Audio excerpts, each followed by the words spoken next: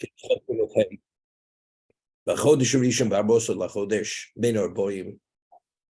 first month, on the 14th day of the month, after midday, Pesach Lashem. It's Pesach. Although it's Erev Pesach, the Yom Tov doesn't start till the 15th at night, but it's considered already Pesach Lashem. Why? Because after midday, that's when we bring the Korban Pesach.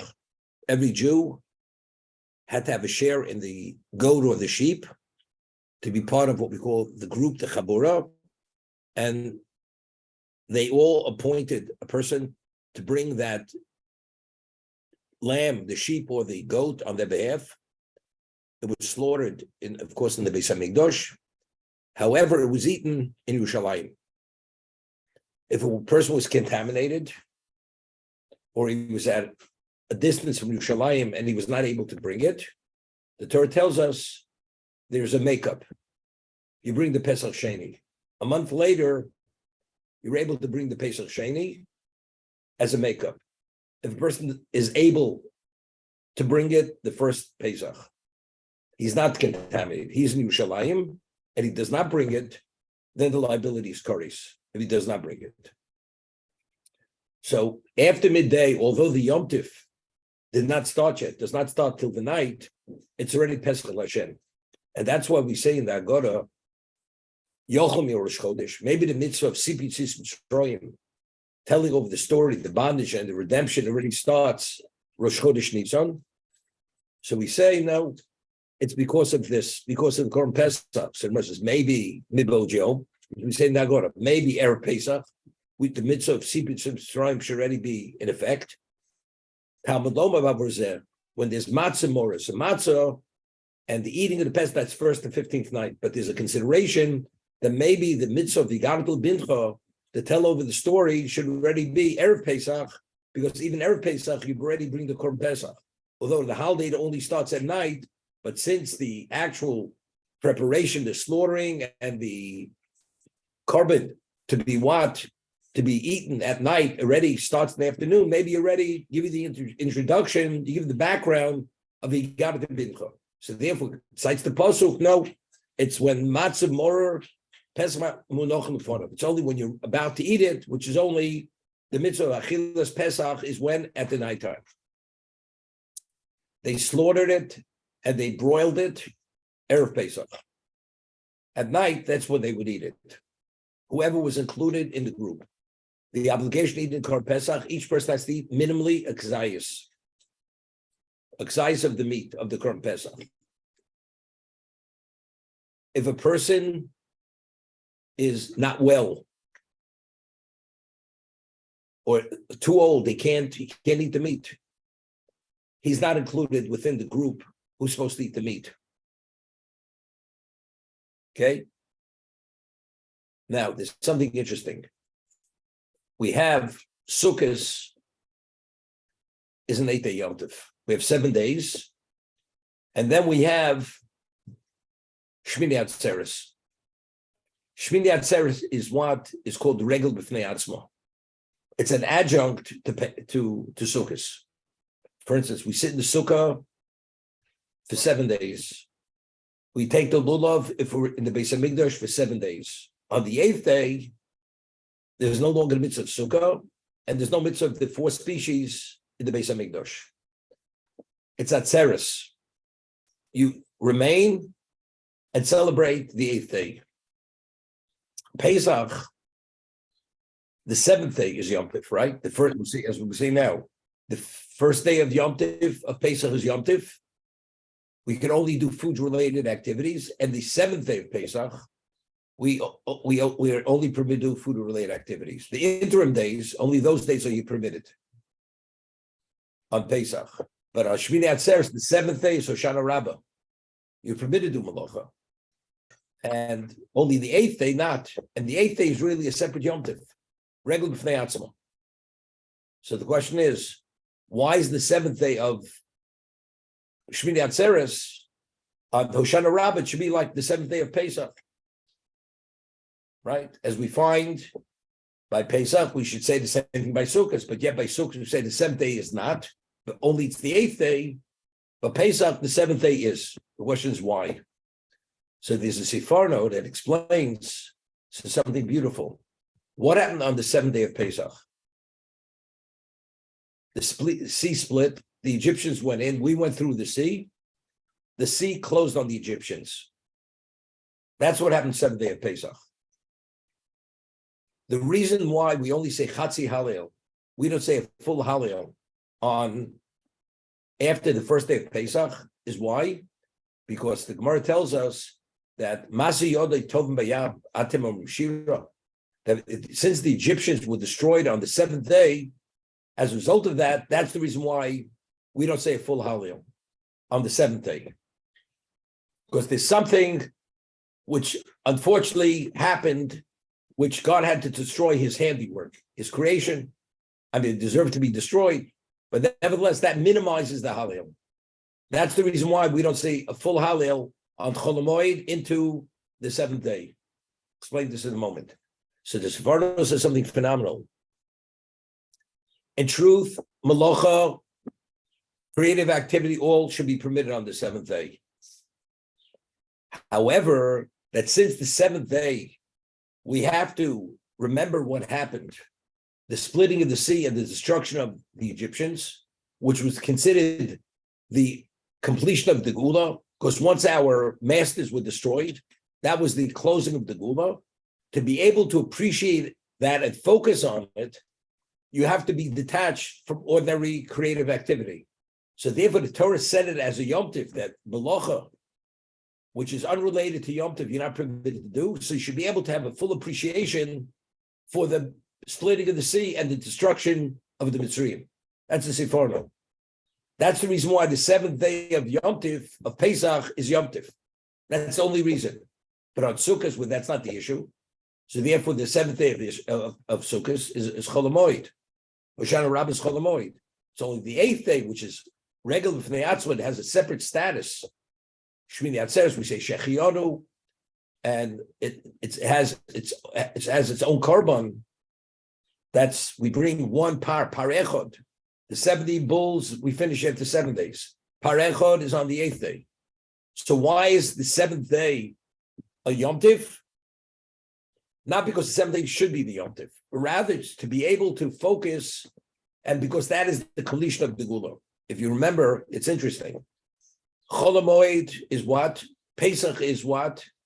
Is Manchei Rusena, that's Gula. The seventh day, the Gula was complete. Because on the seventh day, it's very good.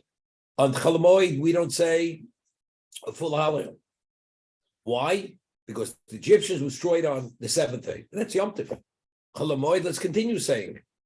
Let's say a full Halel. The answer is no. Because since really the seventh day should be Chol Hamoed, it's only not Chol Hamoed to be able to focus on the Gula. As a result of that, therefore, once Chol Hamoed begins, we no longer say the full Halel, because Masa Yodei Tov B'Yam, my handiwork of being destroyed in the sea, you should say Halel.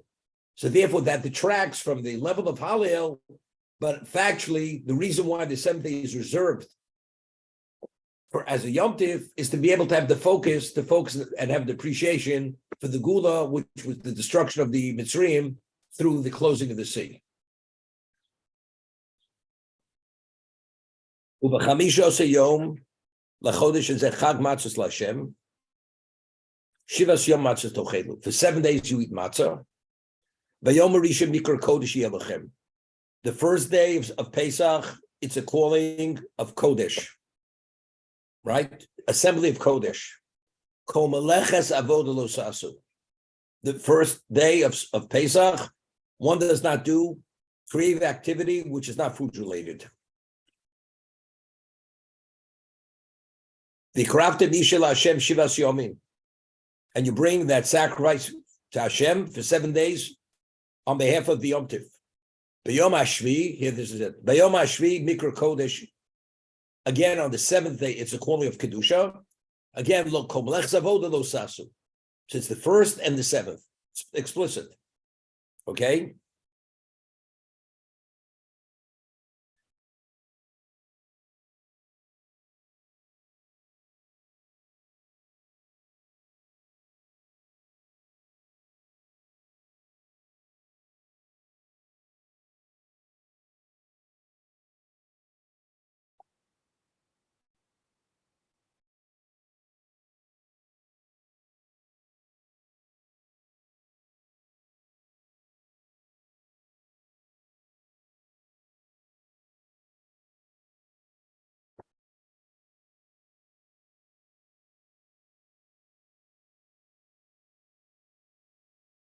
Okay. The Sephar I'm talking about is not here. It's in Parshas Re'eh. Okay, where it speaks about the Rugavim.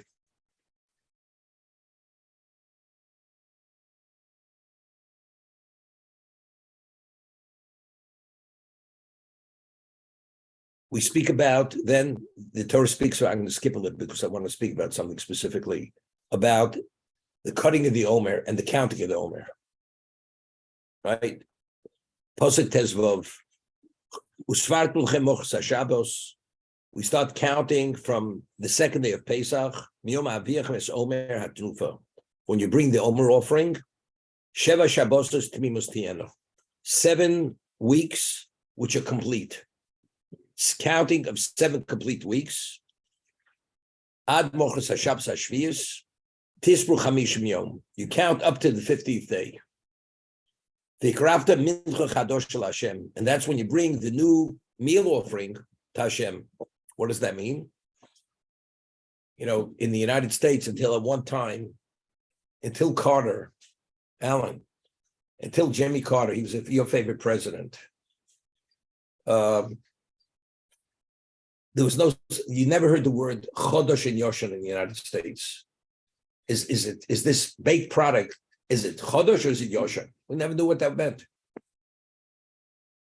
The Torah here tells us that when they bring the Shtei Alechem, the 2 loaves of bread on Shavuos, which is a communal meal offering, which is made of wheat grain, any grain which took root after that korban was brought Shavuos, you're not permitted to eat until next year when the korban Omer is, when the Shtei Alechem is brought on Shavuos. Excuse me, when the Omer is brought. The 2 things. The Omer is Mater Chodosh B'Medina. When they bring the Omer offering, which is barley on the second day of Pesach, all the new grain that took root the previous year after the Omer offering was brought, all that new grain is permitted. Until that Omer offering is brought, any grain that took root after it, you're not permitted to eat that new grain. You're not permitted. However, that new grain you're permitted, that's for personal consumption. What about the grain to be brought in the Beis Hamikdash for the meal offerings? To be brought in for the meal offerings, Beis Hamikdash, you have to wait till Shavuos. The Shtei Alechem, the 2 loaves which they brought, wheat loaves on Shavuos, that was made of the new grain.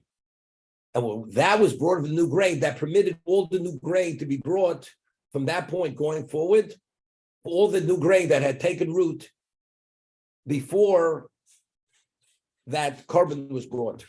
Now that grain is called Yosha. That's the old grain. New grain that takes root, you have to wait till next year. You're not permitted to eat it. So that's the difference. Chodesh means new grain, Yosha means old grain. And over here it says,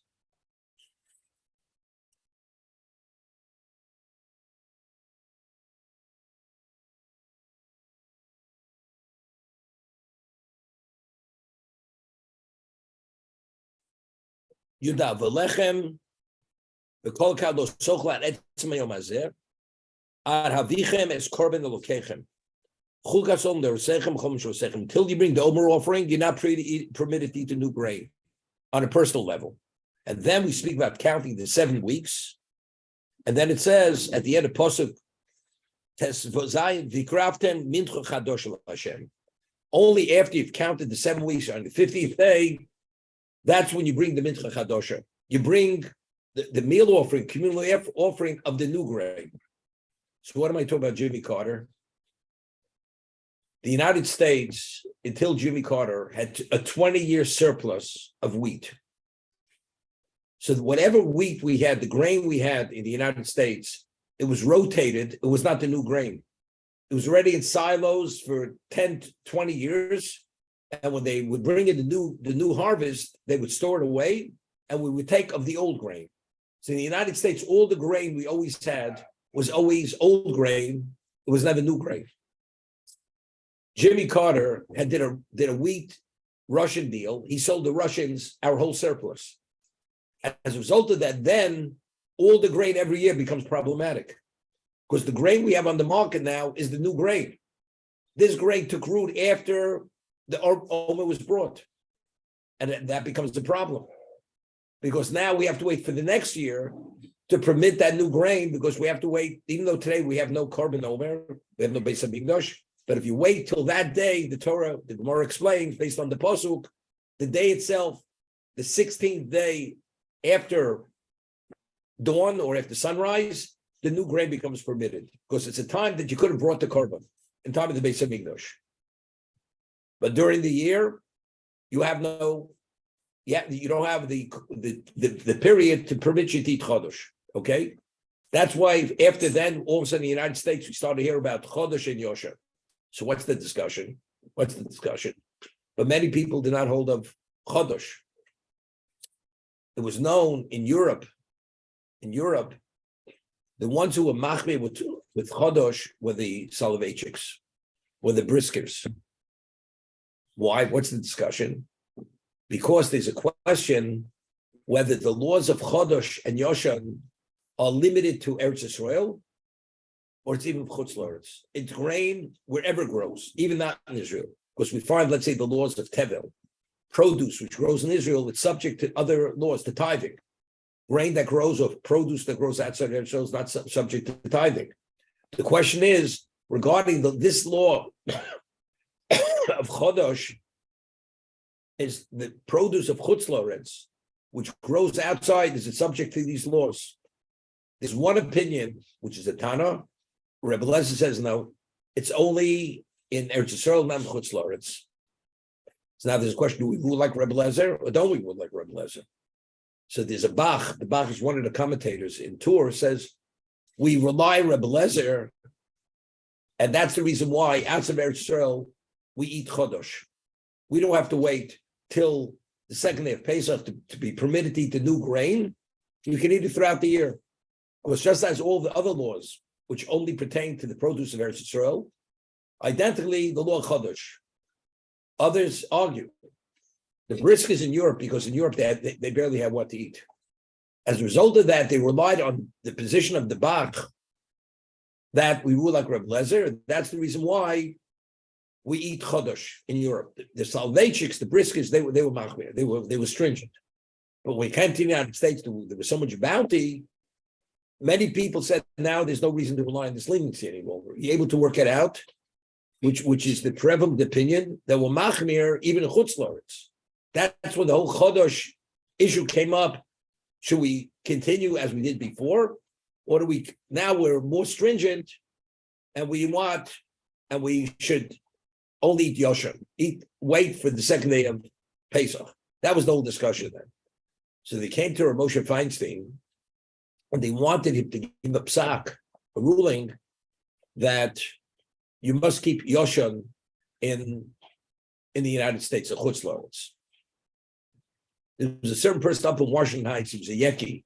He started this whole thing about the Yoshan, published a work on it, in English, why it's important and why it applies. Ramosha would not give a psak on it. Would not. He says that Jews outside of Europe always would rely on the Bach. Therefore, you want to be machmir on a personal level, you want to be stringent. But to impose it on everyone else, you have no right to impose it on everyone else. Ramosha would not give a ruling on it that you must keep Yosha. That's the story way back then. Today, unless it's a commercial bakery, like on a national scale, most bakeries really use the grain as Yoshan grain. They use Yoshan grain because today the way they store it and so on and so forth, they're able to accommodate even those who are more machmir, or you don't even know. But you go to a catered affair, the certification on there always make sure that it's Yoshan, because they have to accommodate all levels of the community. People are more lenient, less lenient, more machmir. Therefore, it's always Yoshan. But that's based on this pasuk here that when you bring the Omer, Chodesh is permitted on a personal level. Shavuos, that Chodesh is permitted in the Beis HaMikdash. That's what's called Mincha Chadosha.